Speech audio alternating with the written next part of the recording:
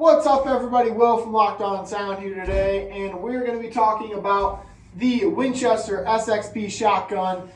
This is going to be the first of a new series that we're going to start here. I'm at K&B Armory, if you guys can't tell by all the guns behind me. Sweet new gun shop located in Brooklyn, Michigan, our hometown. And yeah, basically I just wanted to go through some different shotgun models and stuff that I might not have. I actually have shot the SXP quite a bit, not this one, but the one I have. So we're not sponsored by Winchester. We're not sponsored by any firearm manufacturer for that matter, but I want to go through a plethora of new guns for you guys. Shotguns, pistols, rifles, whatever we can get our hands on here at K&B Armory, and there is a lot to choose from. So let's dive right into the Winchester SXP.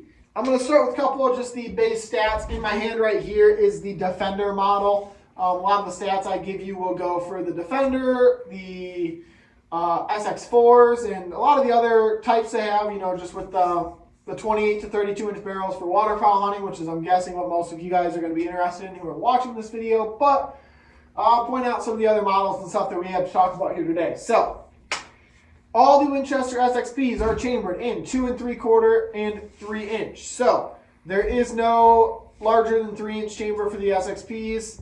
I don't really care about that. I do mainly 3 inch shells, sometimes 2 3/4. I never go above that. I get all the power I need and knock down out of the 3 inch shells.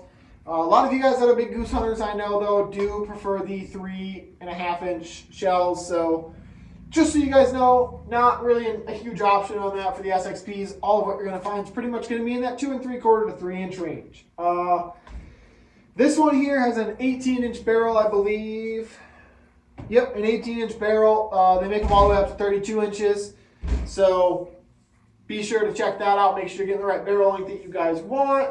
And I think one of the most important parts about this shotgun is the trigger pull weight. So I'm going to make sure it is not loaded, but if you see here, if you guys can hear the click, it does have a heavy trigger pull. We put our weight tester on it earlier, and it is reading anywhere from 7 pounds, 8 ounces to 7 pounds and 11 ounces. So you're going to be getting pretty much an 8 pound trigger pull, which is higher than average. Doesn't really make a difference to me. I can feel a little bit of a difference to this than the Mossbergs or the Benellis that I also shoot. But yeah, so if that's something you might notice, you might have a problem pulling back really, definitely make sure you try out that trigger dry fired a couple times with permission when you're buying it at the gun store. But check that out. It does have a heavy trigger pull. The most important part I'd say about this gun though, which depending on your size might be a good factor or a bad factor, is the length of pull. So from the trigger to the end of the butt is what is considered your length of pull. This has a very short length of pull. My cheek almost touches the actual part of the shotgun. So something to keep an eye out for that recoil. Pun intended, keep your eye out. But my hunting buddy, Hunter, who's also on this channel quite a bit, the co-owner of Locked On Sound, as you guys know, he prefers a shorter pull shotgun. I need a longer pull shotgun. They do make aftermarket extenders that you could take this butt off and extend it back a little bit and put the padding back on. Something to keep in mind, I being 6'3", need that longer pull with the long arm length, but totally up to preference for most of you guys. I know Hunter would like this shotgun, short length of pull. I myself would probably put an extender on it, but that's more of a preference thing. As with all shotguns, you're talking a front heavy shotgun, or as with all pump shotguns, I should say. They do have some really balanced semi-automatic shotguns, but all of your pumps are pretty much going to be that front heaviness to them, especially when you get the longer barrels on them like we got up here. But even the Defender model with the 18 inch barrel is fairly front heavy here.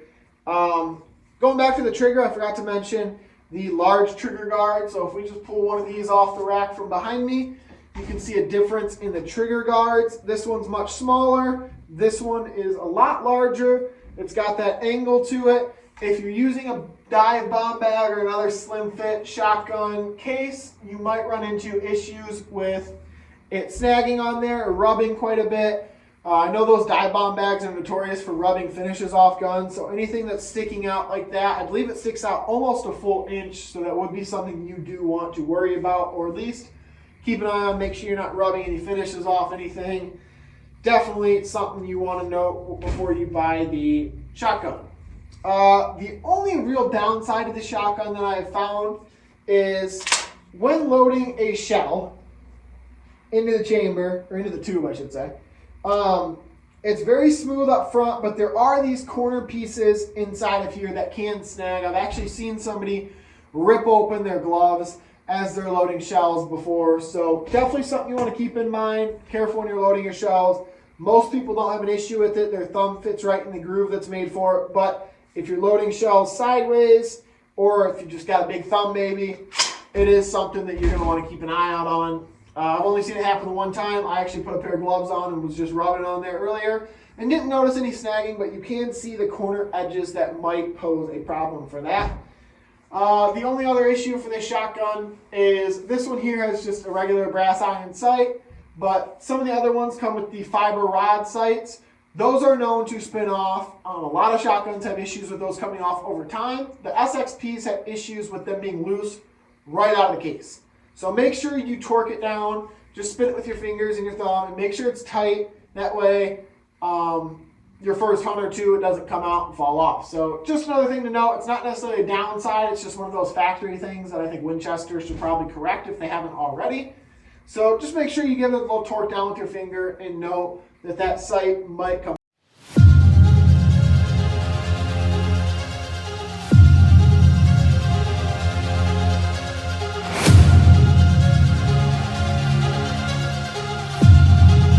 All right, so now we're just going to talk about some of the internals of this gun for you guys.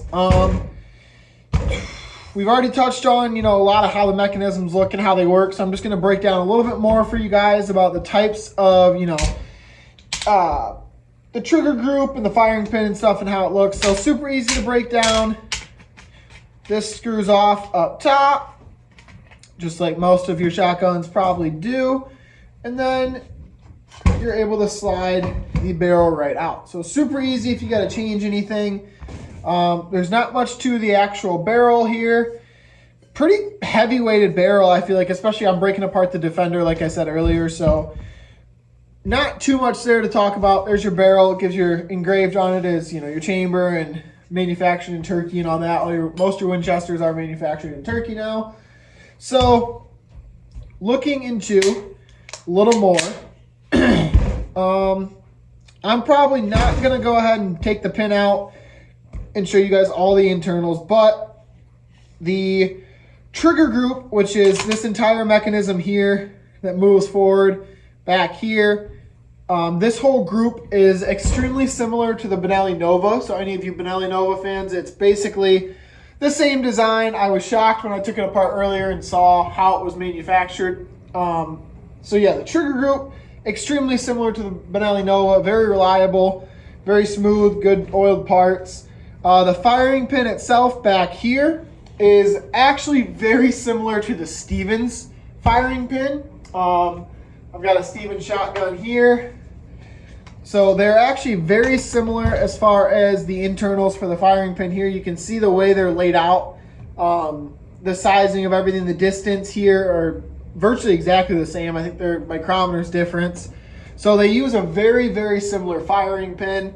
Just so you guys know, very reliable firing pin. I like the Stevens, I like the Winchester. I'm surprised that they can manufacture so similar as far as copyrights go, to be honest with you, but hey, this is why I'm not a lawyer. So very similar parts. I like them both. There's not a whole lot to say. I do want to touch on, as I put this back together a little bit, the SXP's pump. I didn't say earlier just how fast you can pump. I think the average speed shooter time is 3 shells in 5 seconds while pumping. So that is insanely fast.